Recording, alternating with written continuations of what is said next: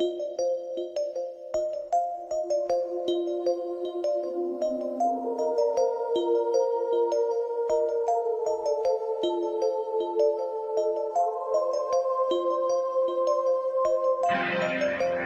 are listening to And If Love Remains, a unique show spotlighting people, ideas, science, culture, and art. Your host, Mike Lovett. Well, I guess if you're looking to defund the police, we don't have to worry about it anymore because the Chinese will have our back. No sweat. I'm sure they'll take care of the police issue for us, right? You're listening to And If Love Remains. I am your host, Mike Lovett. And yeah, we're going to talk about an article, a good friend of the program, Joe Wolverton. And we're going to discuss a new article in the New American that he wrote called Chinese Communist Party Opens Police Station in New York City. Woohoo! So yeah, I mean, I can't remember how many millions New York took out of their police department, but it was, I'm sure, a lot. But that's okay. We got it covered. The Chinese will take care of that for us. All right, so let's get into this a little bit. I want to talk about this article and maybe talk a little bit about China. I am not an expert on China. I'd love to have Joe on, talk about it, and maybe some other people, because I think China is a fascinating, interesting country that we definitely need to be aware of. I am of the mind that I don't think we need to be afraid of them from a military standpoint. But I think we do need to be aware of their influence. And things like having a police station in New York City is kind of strange. I guess, they have to spy on their own people somehow, and this is a good way to do that.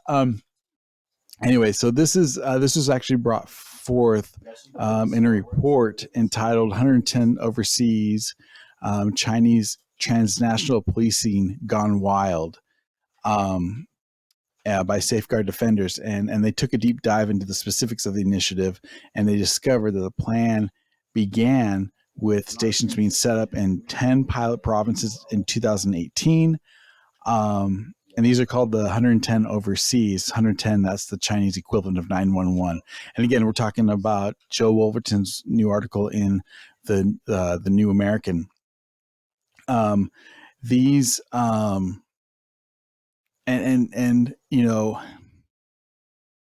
made a joke about us defunding the police while the Chinese are putting police departments in our cities, for us. I'm sure the CCP would love to take over our policing powers. I mean, they would enjoy that thoroughly.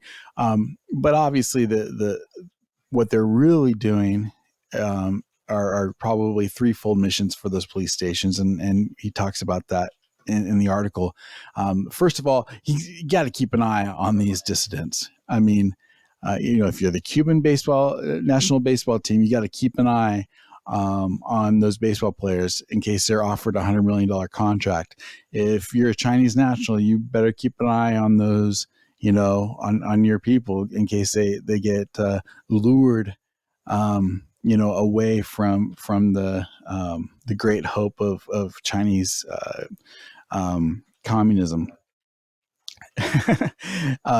So of course that's the big thing. And this reminds me of student groups, Chinese student groups that have been set up, and really are there to put down a lot of anti-freedom measures, or put down freedom measures, excuse me. For example, if a sign comes up that says free Tibet or free Hong Kong or Taiwan as a country, these student organizations will take it upon themselves to rip down those signs, to rip down, to take on those protesters, and of course, call out and narc on any Chinese nationals that are, that are participating, and not even if they're, even if they are expats and and maybe they've become U.S. citizens, but they may have family in China. Oh, trust me, they'll know that, and that is a real part of what these police are trying to do. Another thing is we have to be aware is influencing our politics. There's a big stink, and I think I don't have a problem with people bringing up a big stink. I don't want Russia or Israel or China or any country influencing our elections. I think that's a really important thing, that we keep those things American, and make sure that we have only those influences. Now, it gets complicated. I understand that, but I think it's really important that we understand who is influencing what and be as transparent as possible. And I do think that a big part of having these stations here is a great entryway to help influence elections, influence our politics. And I mean, let's be honest, a little espionage doesn't hurt. If you can, and espionage doesn't necessarily government secrets. I mean, there's plenty of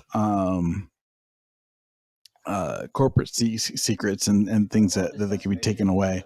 But the biggest thing is trying to find and root out and keep down any Chinese national dissidents, anybody that's going to speak poorly of the CCP. He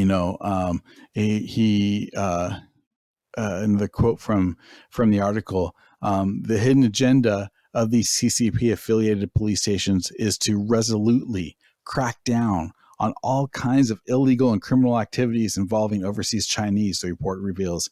These are stories of there are stories of other stations being implicated in collaborating with Chinese police in carrying out police operations on foreign soil, the group said. So that to me is a problem.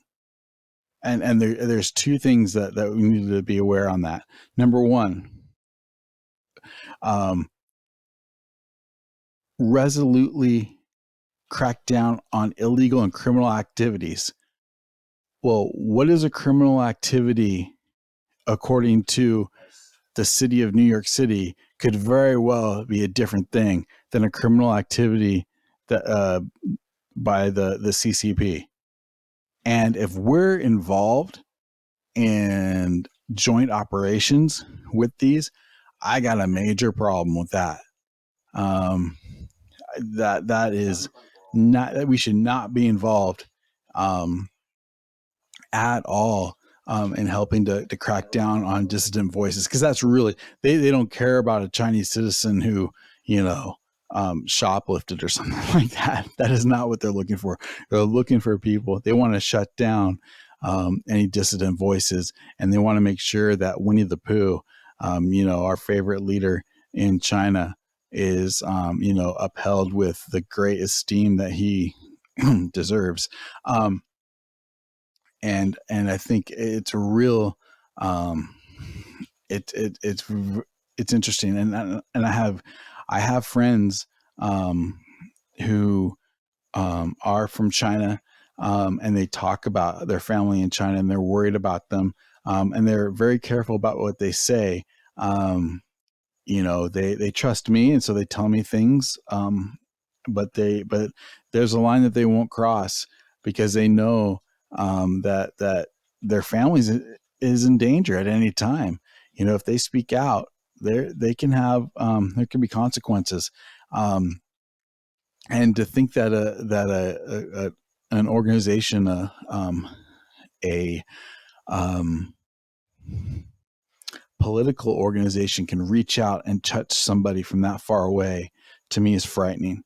It frightens me about the U.S. government, obviously, but we're talking about the CCP right now. And I also think we can't have Again, I want to quote again from Joe.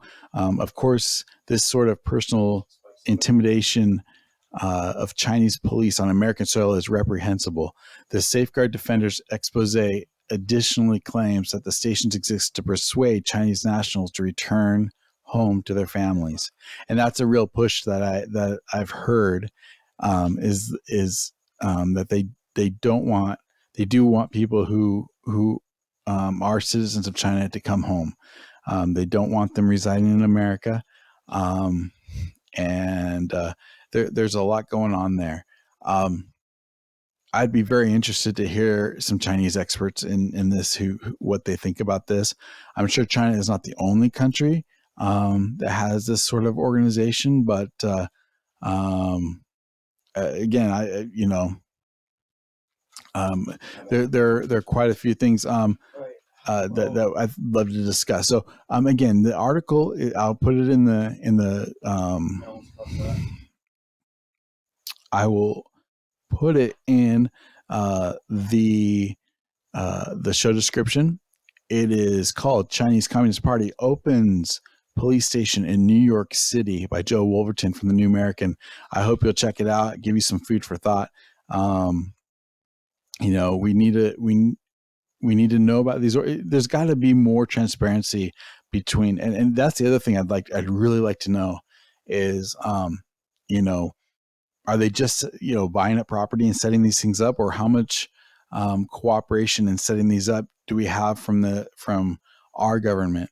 I think transparency is important to know that.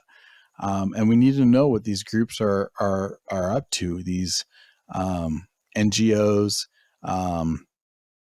these nonprofits, these organizations that are set up, to be the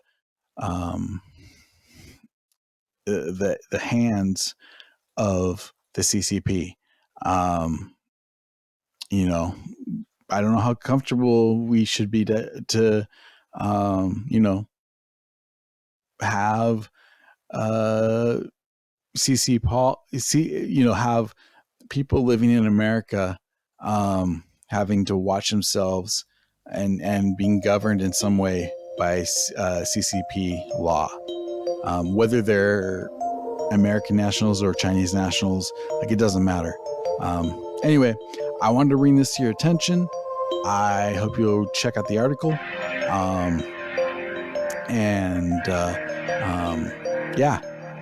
You've been listening to Mike Levitt, and this is And If Love Remains. You are listening to And If Love Remains.